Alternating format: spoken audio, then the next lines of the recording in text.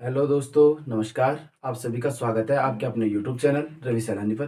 जैसे कि दोस्तों आप जानते हैं कि मैंने आपको हिंदी भाषा का जो मैं उद्भव एवं विकास पढ़ा था, और इस हिंदी भाषा के उद्भव एवं विकास वाले चैप्टर में हमने अभी आपकी पहले 2 वीडियो देखी हैं। उसमें हमने देखा था कि जो हिंदी भाषा का कैसे-कैसे करके उद्भव हुआ था, और उसके पश्चात हमने हिंदी भाषा को जो आपके प्राचीन भारतीय आर्य भाषा, मध्यकालीन भारतीय आर्य भाषा और आधुनिक भारतीय आर्य भाषा के संदर्भ में बाँटा था। उसके बारे में थोड़ा बहुत हमने क्या किया था, पढ़ा था। ठीक है ना? आज हम इसकी जो नेक्स्ट वीडियो है, उसके बारे में क्या करने जा रहे हैं, पढ़ने जा रहे हैं, ठीक है ना? तो इसमें हमको पढ़ना है, हम पढ़ रहे थे हिंदी भाषा का विकास। तो हिंदी भाषा का विकास कैसे करके हुआ, इसको हमने आज इतिहास के आधार पर हम इसको क्या करेंगे, 3 कालखंड में आपको क्या कर देंगे, विभाजित कर देंगे, ठीक है ना? तो सबसे पहले मैं यहाँ पर डेट डाल देता हूँ आज की। जो आज की डेट है वो है 02/12/2022, ठीक है ना? इसमें पढ़ते हम आपका क्या, हिंदी भाषा का विकास, ठीक है ना? हिंदी भाषा का विकास। अब देखो दोस्तों, हिंदी भाषा के विकास के मैंने कहा प्राचीन, मध्यकालीन और आधुनिक भारतीय आर्य भाषा के, प्राचीन, मध्यकालीन और आधुनिक भारतीय आर्य भाषा के संदर्भ में हमने इसको बांट दिया था। आज हम इसको क्या करेंगे, फिर से इतिहास खंड के आधार पर, इतिहास के आधार पर इसको कितने, इतिहास कालखंड के आधार पर कितने भागों में व्यक्त करेंगे इसको। हम आज इसको करते हैं इतिहास कालखंड के आधार पर, इतिहास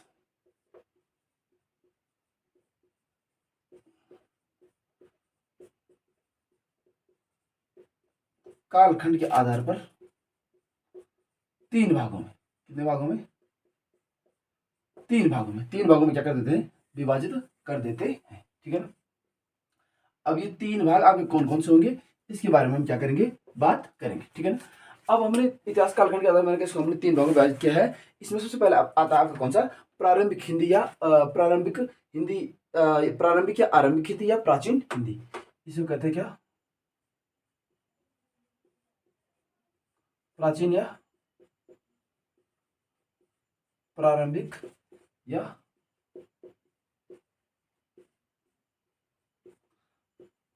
आरंभिक हिंदी, ठीक है ना? प्राचीन या प्रारंभिक या आरंभिक हिंदी। और इसका टाइम पीरियड हमने देखा था आपका 500 से लेकर 1000 ईस्वी तक हम क्या लेके थे, आपके आप ब्रह्मस को लेके थे। उसके बाद 900 से लेकर 1100 ईस्वी हम आपके क्या लेके थे, अवध को लेके थे। तो आज हम इससे थोड़ा आगे देखेंगे। तो आपका ये आएगा तुम्हारा कहाँ से, 1000 ईस्वी से, 1000 ईस्वी से, और ये आपका जाता है तुम्हारा कितना, 1400 ईस्वी तक। कितना जाता है, 1000 ईस्वी से आपका जाएगा कितना, 1400 ईस्वी, ठीक है दोस्तों? प्रारंभिक आरंभ क्या, उसके बाद आपका आता है मध्यकालीन हिंदी। अभी जाएगा आपका 1450 से लेकर 1850 तक। मध्यकाल कितना जाएगा आपका,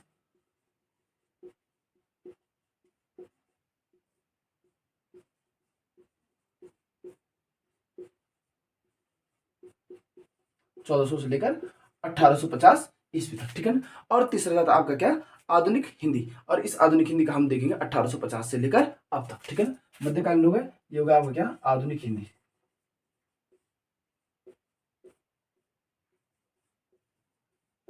ठीक, 1850 ईस्वी से और अब तक, ठीक। अब इन्हीं 3 कालखंडों के आधार पर हमें क्या देखना है, हिंदी का विकास क्रम देखना है कि कैसे कैसे करके आपका क्या हुआ, हिंदी का क्या हुआ, विकास हुआ है, ठीक है ना? तो सबसे पहले हम यहाँ पर जो आपकी देखते हैं, वो देखते हैं किसके संदर्भ में, प्राचीन, आपको हेडिंग डालनी है प्राचीन या आरंभिक हिंदी। तो इस कालखंड के आधार पर हम देखेंगे हिंदी का कैसे कैसे करके क्या हुआ, आपका विकास हुआ है, ठीक है ना? अब आपको पता है हिंदी शब्द की जो सबसे पहली आपकी जो व्युत्पत्ति मानी जाती है, ये व्युत्पत्ति मानी जाती है किसने से, सिंधु नदी से संबंधित, किसकी, हिंदी शब्द की व्युत्पत्ति, हिंदी शब्द की, हिंदी शब्द की व्युत्पत्ति मैंने किस नदी से मानी जाती है, आपकी सिंधु नदी से। किस नदी से,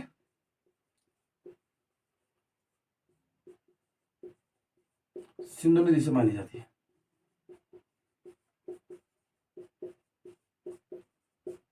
हिंदी शब्द की जो व्युत्पत्ति आपकी मैंने किस नदी से मानी जाती है, आपकी सिंधु नदी से क्या की जाती है, मानी जाती है। क्यों मानी जाती है, क्योंकि जो आपके ईरानी हुआ करते थे, वो ईरानी सिंधु को क्या कहते थे, आपके हिंदू। हिंदी शब्द की व्युत्पत्ति मैंने कहा सिंधु नदी से संबंधित है, और मैंने कहा इस जो ईरानी थे आपके, ईरानी सिंधु को क्या बोलते हैं, आपके हिंदू बोलते हैं। ईरानी लोग, मैंने कहा क्या, ईरानी, ईरानी क्या कहते थे, सिंधु को ईरानी सिंधु को बोलते थे क्या, हिंदू। मतलब उनका जो शौक है वो शौक की जगह क्या बोलते हैं, हाँ, सिंधु को क्या बोलते, ईरानी हिंदू कहते थे, ठीक है ना। अब जब ईरानी सिंधु को हिंदू कहते थे तो आपको पता कि हिंद में आपका कौन, हिंद में, क्योंकि इस हिंदी का उत्पत्ति कई चरणों में हुई है, ठीक है ना। तो जो मैंने कहा हिंद है, इस हिंद में फारसी भाषा कौन सा, हिंद में मैंने कहा हिंद में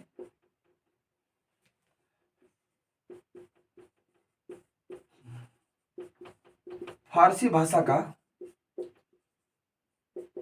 ई प्रत्यय जुड़ने से, हिंद में मैंने क्या कहा, फारसी भाषा का ई प्रत्यय लगने से अब हिंदी का विकास क्या हुआ है, कई चरणों में हुआ है। आता है कभी फारसी भाषा, किस भाषा का प्रत्यय लगेगा, कौन सी भाषा का प्रत्यय आपका ई प्रत्यय, कौन सी भाषा का है आपका, फारसी भाषा का है, ठीक है ना। अब मैंने कहा इस हिंदी का विकास क्या हुआ, कई चरणों में है, हिंदी शब्द का विकास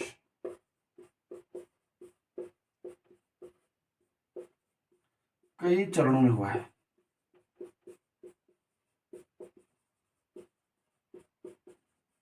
हिंदी शब्द का विकास मैंने आपका क्या कहा, कई चरणों में हुआ है, ठीक है ना। अब हिंदी शब्द का विकास मैंने यहाँ पे लिखा आपका कई चरणों में हुआ है। तो कौन कौन, सबसे पहले मैंने कहा किससे आया था आपका, सिंधु से, किससे आया था, सिंधु। और जब ईरानी सिंधु, फिर आया आपका क्या, सिंधु को ईरानी ने क्या कहा, हिंदू, क्या कहा, सिंधु को इन्होंने क्या कहा, हिंदू, ठीक है ना। फिर मैंने कहा हिंदू से तुम्हारे क्या हो गया, ये हिंद, क्या हो गया, हिंद। और इस हिंद में ई प्रत्यय लगने के पश्चात तुम्हारे क्या बना, ये हिंदी बना, ठीक है ना, समझ बात। तो हिंदी आपका मूल तो हिंदी भाषा का नौकर किस भाषा का हो गया, फारसी भाषा का हो गया। और इसी के साथ आपका इसी के साथ हिंदी, हिंदू और हिंदुस्तान भी क्या हो गया आपके फारसी भाषा का, क्या, हिंदी, हिंदू और हिंदुस्तान। कहीं पूछ लेता है ये सब आपकी किस भाषा की होगी, फारसी भाषा की, किस भाषा की होगी आपके, फारसी भाषा की, ठीक है दोस्तों। तो आपने देखा कि जो मैंने कहा हिंदी शब्द की व्युत्पत्ति हुई है कैसे हुई है। तो मैंने कहा जो आपके ईरानी थे, ईरानी सिंधु को क्या कहता है आपके, हिंदू कहते थे, श और ह का जो उच्चारण वो सही हो पाता। तो हिंद में मैंने कहा फारसी भाषा का ई प्रत्यय लगने से आपका हिंदी बना। तो इस हिंदी का जो हमने विकास देखा, मैंने कहा वो क्या हुआ आपका, कई चरण हुआ, एक हुआ सिंधु, फिर बना आपका सिंधु को हिंदू, फिर हिंदू से हिंद, फिर ई प्रत्यय लगने से आपका क्या बना है, हिंदी बना है, ठीक है दोस्तों। तो मैंने कहा हिंदी, हिंदू और हिंदुस्तान में आपका किस भाषा का है, फारसी भाषा का है, ठीक है ना। अब इसी हिंदी के जो आदिकाल है, प्रारंभिक काल है, इसे क्या कहा जाता है आपका, शैशव काल भी कहलाता, क्या, हिंदी भाषा का आदिकाल, इसी में इसी के संदर्भ में, ठीक है ना, हिंदी भाषा का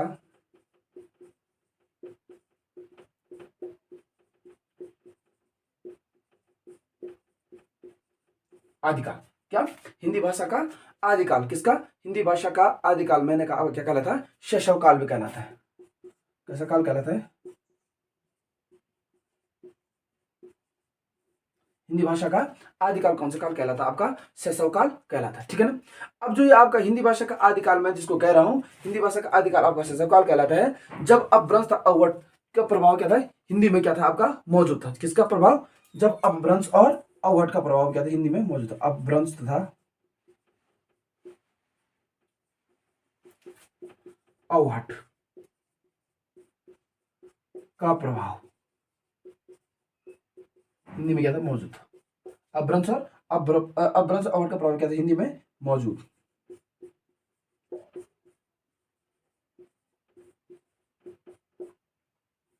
ठीक है।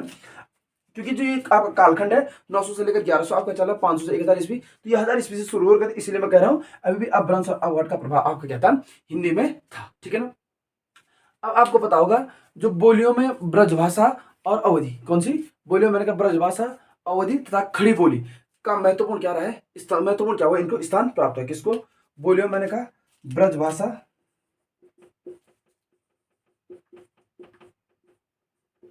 अवधि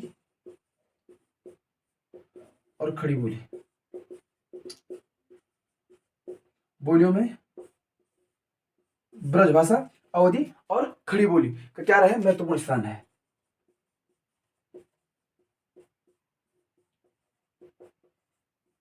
बोलियो मैंने कहा ब्रजभाषा, अवधि और खड़ी बोली का क्या रहा है, महत्वपूर्ण स्थान रहा है, ठीक है ना। तो ये आपका क्या था, हिंदी भाषा के संदर्भ में था, ठीक है ना।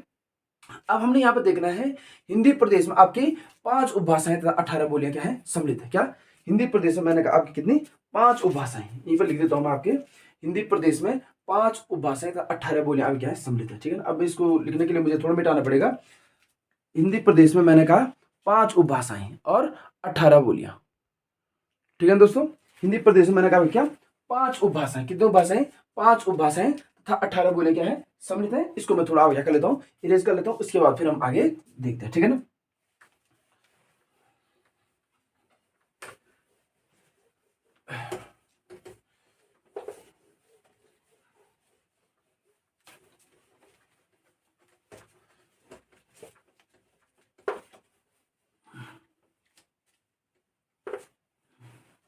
ठीक, अब मैं आपको बताना चाहूंगा हिंदी प्रदेश में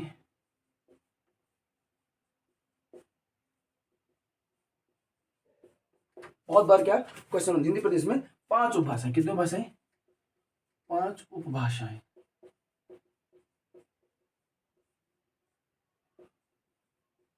तथा 18 बोलियां।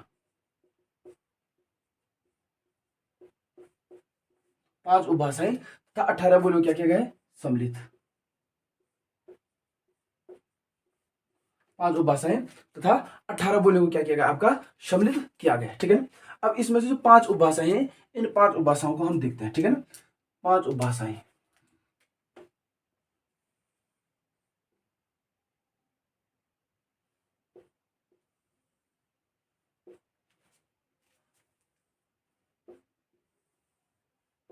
पांच उपभाषाएं 1 2 3 4 और 5। तो 5 उपभाषाओं में सबसे पहले हम देखेंगे अब कौन सी पश्चिमी हिंदी, किसको देखेंगे पश्चिमी हिंदी को।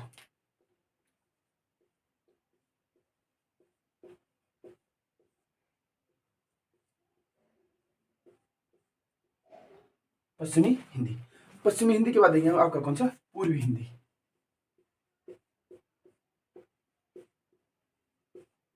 पश्चिमी हिंदी के बाद कौन देखिए आपकी पूर्वी हिंदी।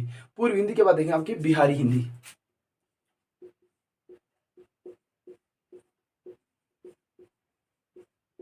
ठीक, बिहारी हिंदी के बाद देखेंगे आपकी क्या राजस्थानी हिंदी।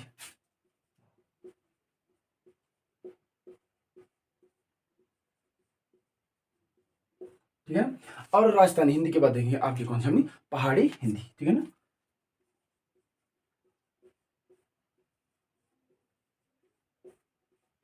पहाड़ी हिंदी, ठीक है ना। तो 5 उपभाषाएं आपकी होगी कौन सी पश्चिमी हिंदी, पूर्वी हिंदी, बिहारी हिंदी, राजस्थानी हिंदी और आपकी पहाड़ी हिंदी, ठीक है ना। अब इसी संदर्भ में हम देखेंगे आपका पश्चिमी हिंदी के अंतर्गत आपका क्या क्या आता है। जैसे आता है ब्रजभाषा, खड़ी बोली, बुंदेली, हरियाणवी और कन्नौजी। ब्रजभाषा, खड़ी बोली, ब्रजभाषा, खड़ी बोली, बुंदेली, हरियाणवी और कन्नौजी, ठीक है ना। ब्रजभाषा, खड़ी बोली, बुंदेली, हरियाणवी और कन्नौजी। या था आपके सब किसके अंतर्गत पश्चिमी हिंदी के अंतर्गत ब्रजभाषा, खड़ी बोली, बुंदेली, ब्रजभाषा, खड़ी बोली, बुंदेली, हरियाणवी और कन्नौजी, ठीक है ना। उसी के बाद हम पढ़ेंगे आपके पूर्वी हिंदी में अवधी, बघेली और छत्तीसगढ़ी। क्या अवधी, बघेली और छत्तीसगढ़ी। अवधी, बघेली और छत्तीसगढ़ी, ठीक है ना। ये आते हैं आप किसकी पूर्व हिंदी के अंदर अवधी, बघेली और छत्तीसगढ़ी, ठीक है ना। उसके साथ हम देखेंगे बिहारी हिंदी में मैथिली, मगही और भोजपुरी। कौन सी मैथिली, मगही और भोजपुरी। मैथिली, मगही और भोजपुरी। मैथिली, मगही और भोजपुरी ये आते हैं किसके अंतर्गत आपके बिहारी हिंदी के अंतर्गत, ठीक है ना। उसके बाद देखेंगे हम राजस्थानी, मारवाड़ी, जयपुरी, मेवाती और मालवी, ठीक है ना। मारवाड़ी राजस्थानी के अंतर्गत देखेंगे हम आपके मारवाड़ी, जयपुरी, मेवाती और मालवी। मारवाड़ी, जयपुरी, मेवाती और मालवी आपकी किसके अंदर आ जाएगी राजस्थानी हिंदी के अंतर्गत आ जाएंगी, ठीक है ना। और पहाड़ी हिंदी में आप गढ़वाली, कुमाऊनी और नेपाली, ठीक है ना। पहाड़ी हिंदी में देख लेंगे आप आपकी कौन सी गढ़वाली, कुमाऊनी और नेपाली। गढ़वाली, कुमाऊनी और नेपाली, ठीक है ना। तो ये आपके 5 उपभाषाएं तथा 18 बोलियां, ठीक है ना। इसमें आपकी 5 हो गई हैं। आपकी पश्चिमी हिंदी में ब्रजभाषा, खड़ी बोली, बुंदेली, हरियाणवी, कन्नौजी। पूर्वी हिंदी में 3 हो गई आपकी अवधी वगैरह छत्तीसगढ़ी। आपकी बिहारी हिंदी में 3 हो गए आपकी मैथिली, मगही और भोजपुरी। मारवाड़ी हिंदी में आपकी 4 हो गए, राजस्थानी में 4 हो गए हैं आपकी मारवाड़ी, जयपुरी और मेवाती, ठीक है ना। और 3 आपकी पहाड़ी हिंदी में हो गई आपकी कौन कौन सी, गढ़वाली, कुमाऊनी और नेपाली, ठीक है दोस्तों। तो ये था आपका किसके बाद आपकी हिंदी प्रदेश की 5 उपभाषाएं तथा 18 बोलियों के अंतर्गत सम्मिलित जो आपकी क्या है 5 उपभाषाएं और 18 बोलियां जो आपकी क्या थी, सम्मिलित थी, ठीक है ना।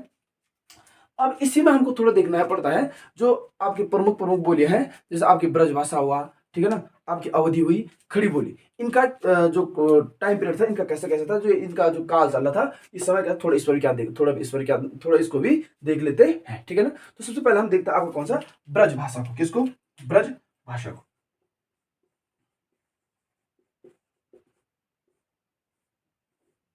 ठीक है ना।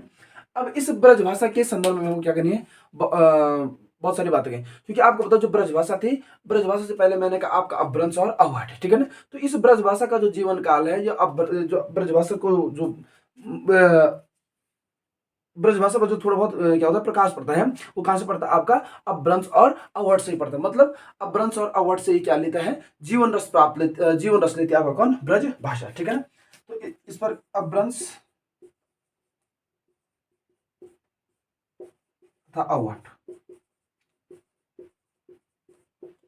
से जीवन रस लेती है कौन, ब्रजभाषा, ठीक है। अब ब्रज तथा अवहट से जीवन रस लेती है आपकी कौन, ब्रजभाषा, ठीक है ना। और इसका जो ब्रजभाषा का प्राचीनतम उपलब्ध ग्रंथ है हमारे पास, प्राचीनतम उपलब्ध ग्रंथ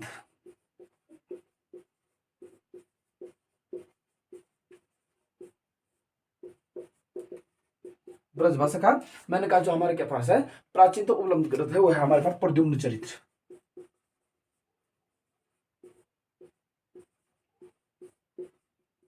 ब्रजभाषा का प्राचीनतम उपलब्ध ग्रंथ क्या क्या है हमारे पास, प्रद्युम्न चरित्र, जो किसका है, सुधीर अग्रवाल का है। किसका है, सुधीर अग्रवाल,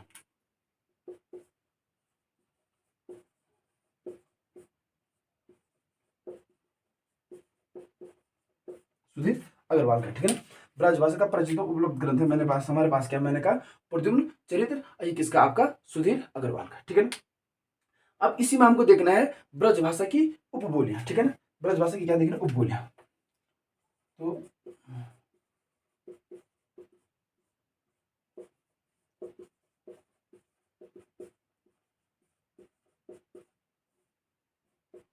ब्रजभाषा की उपबोलियां, तो इस ब्रजभाषा की उपबोलियां के अंदर हम देखेंगे कौन कौन सी है। तो इस ब्रजभाषा की थोड़ा उपबोलियां में देख लेते हैं। सबसे पहले जो उपबोली है आपकी, इसको कहते हैं अंतर्देशीय। क्या कहा जाता है, अंतर्देशीय।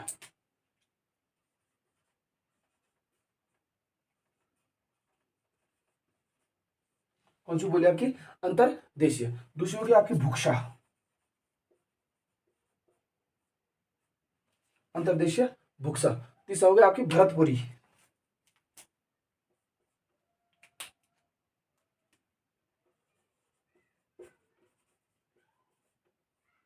जो होगी आपकी भरतपुरी। और चौथी होगी आपकी डांगी,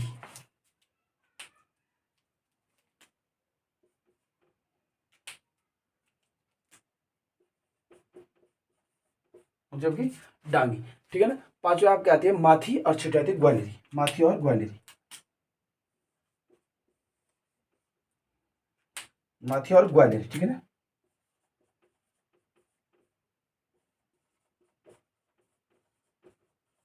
माथी और ग्वालियर, ठीक है ना। तो ये सब किसकी उपबोलियां, आपकी ब्रजभाषा की क्या है, आपकी उपबोलियां, ठीक है ना। लगभग लगभग प्रद्युम्न चरित्र जो आपका है सुधीर अग्रवाल का 1354 ईस्वी का है लगभग। थोड़ा आप इसको देख लेना, कंफर्म कर लेना कि 1354 का कब का है, थोड़ा आप इसको कंफर्म कर लेना। तो मैंने कहा ब्रजभाषा की उपबोलियां होगी आपकी, अंतर्देशीय होगा, भुक्षा होगा, भरतपुरी होगा, डांगी होगा, माथी होगा और ग्वालियर। कभी आ सकता है निम्न में से कौन सी ब्रजभाषा की उपबोलियों में सम्मिलित नहीं है, ठीक है ना। तो ये आपकी किसके हैं, सभी ब्रजभाषा की क्या है, उपबोलियां, ठीक है ना। इसके बाद हम दूसरा पढ़ेंगे आपका जो है हमारा क्या, अवधि। कौन सा, अवधि। थोड़ा अवधि का भी देख लेते हैं, ये तो ब्रजभाषा का, अब थोड़ा देखते हैं अवधि का, ठीक है ना। ठीक,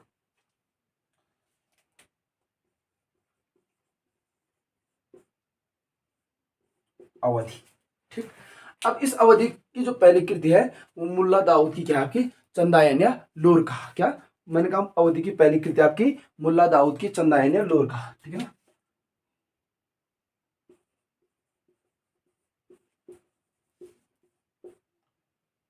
मुल्ला दाऊद की पहली कृति क्या है, पहली कृति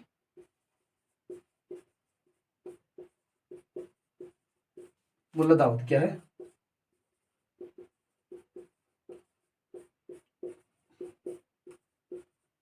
चंदायन या लोरकाह, जो कब की मान आप क्या है 1370 करीब, शायद 1370। आप इसको कंफर्म कर लेना। चंदायन लोरकाह का आपकी 70। ठीक है, अब इसकी जो मुल्ला दाऊद की पहली कृति आपकी चंदायन लोरकाह, मैंने कहा इस अवधि की भी क्या है कुछ बोलियां। ठीक है ना, अवधि की बोलियां देख लेते हैं। आपके अवधि की बोलियां हैं, अवधि की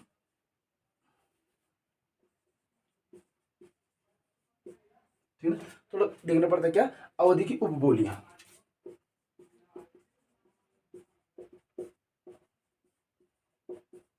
अवधि की उपबोलियां, इस अवधि की लगभग 3 उपबोलियां। कितनी है, 3 अवधि की। क्या मैंने कहा 3 उपबोलियां। पहला है बैंसवाड़ी। क्या है, बैंसवाड़ी।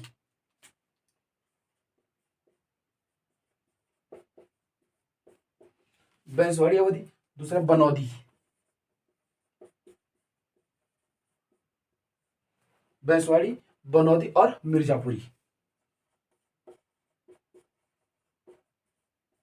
बैंसवाड़ी, बनौधी और मिर्जापुरी, ये अवधि की क्या आपकी उपबोलियां हैं।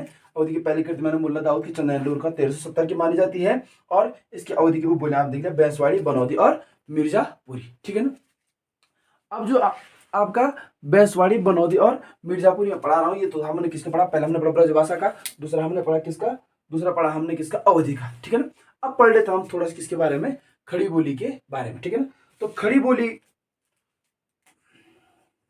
ये पढ़ लेते। ठीक है ना, खड़ी बोली,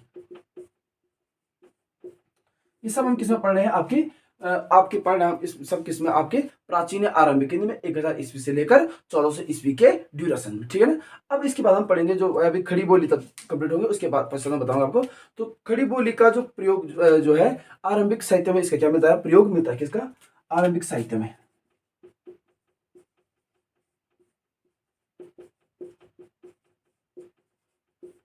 आरंभिक साहित्य में क्या मिलता है, इसका प्रयोग मिलता है। ठीक है ना, इसमें आपका सरहप्पा हुआ, अमीर खुसरो हुआ, नामदेव हुआ, गोरखनाथ हुआ, जयदेव हुआ, रामानंद हुआ, ये सभी क्या है आपके लगभग खड़ी बोल के आरंभिक साहित्यकार। कौन कौन से मैंने कहा, जैसा आता है बहुत बार क्वेश्चन भी आता है, सरहप्पा, अमीर खुसरो।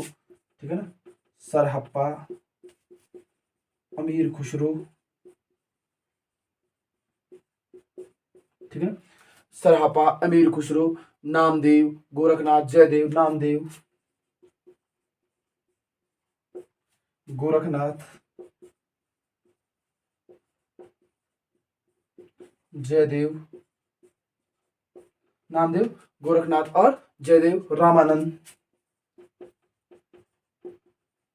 रामानंद। ठीक है ना, तो ये सभी आपके किस काल के हैं, मैंने कहा आपका आरंभिक काल के हैं। ठीक है ना, प्राचीन हिंदी के समय का। ठीक है दोस्तों, तो ये हमने देखा आपके 1100 से लेकर नहीं सॉरी 1100 नहीं 1000 से लेकर और 1400 के बीच हमने इसके बांटा है। और कल हम पढ़ेंगे आपका क्या, मध्यकालीन हिंदी 1400 ईस्वी से लेकर 1850 ईस्वी तक, फिर 1850 से अब तक, और उसके पश्चात हमारा हिंदी भाषा का जो विकास क्रम वाला चैप्टर है वो क्या हो जाएगा आपका कंप्लीट हो जाएगा। उसके बाद हम थोड़ा इसके राजभाषा से संबंधित जो अध्याय है उसको पढ़ लेंगे, किस अनुच्छेद में क्या कहा गया है, किसमें हिंदी के प्रचार प्रसार की बात की गई, उसके बारे में हम बात करेंगे। ठीक है, तो आप लोग क्या कीजिएगा, इसको देखिएगा, अच्छे से नोट्स बनाइएगा और अपने दोस्तों को ज्यादा से ज्यादा शेयर और सब्सक्राइब जरूर करवाएगा। ठीक है ना, फिर कल मिलते हैं किसी नेक्स्ट टॉपिक के साथ। तब तक के लिए आप इसको देखिएगा। ठीक है, फिर थैंक यू।